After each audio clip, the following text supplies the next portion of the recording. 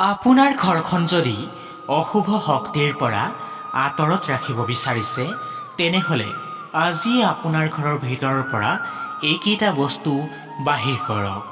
নমস্কাৰ, মই ৰিখাত।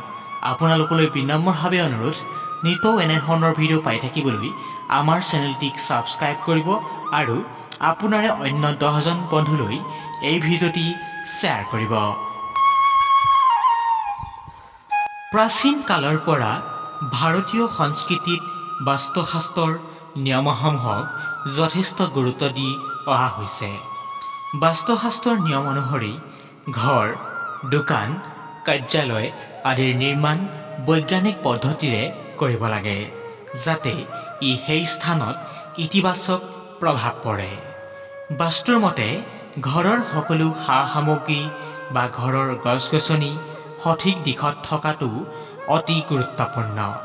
কিন্তু বহু সময়ত আমি অজ্ঞাতে আমাৰ ঘৰত কিছুমান বস্তু ৰাখোঁ, য'ত নেতিবাচক শক্তি থাকে আৰু ই ঘৰৰ গোটেই পৰিৱেশটো বিনষ্ট কৰে। ইয়াৰ পৰা প্ৰগতি, সম্পৰ্ক, উপাৰ্জন, স্বাস্থ্য, মানসিকতা আদিৰ ওপৰত বেয়া প্ৰভাৱ পৰে। ঘৰলৈ কি বস্তুৱে নেতিবাচক শক্তি কঢ়িয়াই আনে, আজি সেই বিষয়ে জনোৱা হওক। বাস্তুশাস্ত্ৰৰ নিয়ম অনুসৰি কেকটাছৰ তীক্ষ্ণকণ্টকে বেয়া শক্তি প্ৰবাহ কৰে, যাৰ ফলত ঘৰটোত বাস কৰা লোকসকলৰ মনত উদ্বেগ আৰু চাপ পৰে। ই মানসিক স্থিতিতো বেয়া প্ৰভাৱ পেলায়, যাৰ বাবে কেকটাছ ঘৰত থকাটো অশুভ বুলি গণ্য কৰা হয়।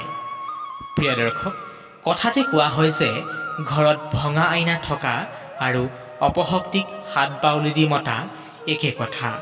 বিশ্বাস কৰা হয় যে আইনাৰ ঋণাত্মক শক্তি ধৰিব পৰা ক্ষমতা থাকে, কিন্তু যেতিয়া আইনা ভাঙি যায়, সেই শক্তিবোৰো মুক্ত হয়, যি আমাৰ বাবে অতি। প্ৰিয় দৰ্শক, বাস্তুশাস্ত্ৰৰ নিয়ম অনুসৰি আমি আমাৰ ঘৰ বা কাৰ্যালয় আদিত হিংসাত্মক ফটো লগাব নালাগে, যেনে মহাভাৰতৰ যুদ্ধৰ ফটো, মহিষাসুৰৰ মৰ্দানৰ ফটো, ৰামায়ণ যুদ্ধৰ ফটো ইত্যাদি। কাৰণ এনে ফটো দেখি থাকিলে আমাৰ হিংসাত্মক মনোভাৱ শক্তিশালী হয় আৰু পৰিয়ালৰ সদস্যসকলৰ মাজত বিভেদ তথা কাজিয়া হয়। বাস্তুশাস্ত্ৰৰ অনুসৰি আমি আমাৰ ঘৰ বা কাৰ্যালয়ত যিকোনো খণ্ডিতৰ আৰ্হি থকা ফটো ৰাখিব নালাগে। এনে ফটোৰ উপাসনা কৰাও উচিত নহয়। বাস্তু বিশ্বাস অনুসৰি যেতিয়া ঈশ্বৰৰ দেহ খণ্ডিত হয়, তেতিয়া নেতিবাচক শক্তিৰ আগমন হয়। সেয়েহে খণ্ডিত ফটো ৰখাটো যিকোনো ব্যক্তিৰ বাবে ক্ষতিকাৰক বুলি প্ৰমাণিত হ'ব পাৰে।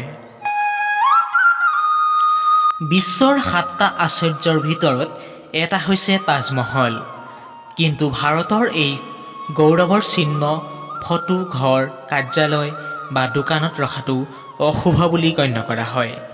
তাজমহল ধুনীয়া যদিও বাস্তৱত ই এটা সমাধিস্থল, য'ত শ্বাহজাহান আৰু তেওঁৰ বেগম মমতাজৰ সমাধি নিৰ্মাণ কৰা হৈছে, যাৰ বাবে ঘৰত এনে ফটো ৰখাটো নেতিবাচক শক্তিক আকৰ্ষিত কৰে বুলি বিশ্বাস কৰা হয়।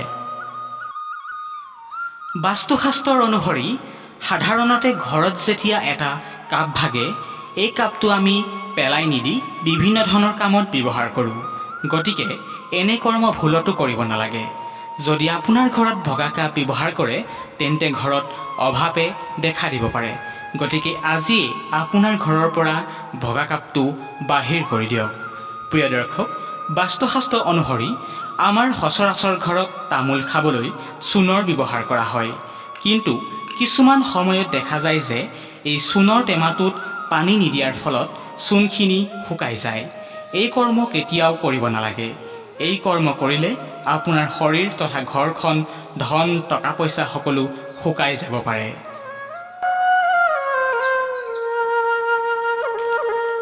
প্ৰিয় দৰ্শক, আপোনাৰ ঘৰখন যদি সুখে শান্তিয়ে গঢ়ি তুলিব বিচাৰিছে, তেতিয়াহ'লে এই সৰু সৰু কথাবোৰ গুৰুত্ব দিব।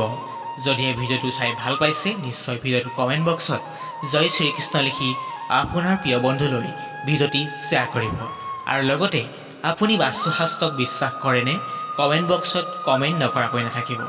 ধন্যবাদ। আকৌ নতুন ভিডিঅ' লৈ অহাৰ প্ৰতিশ্ৰুতিৰে আজিৰ ভিডিঅ' ইয়াতে সামৰণি মাৰিছোঁ। জয় শ্ৰীকৃষ্ণ।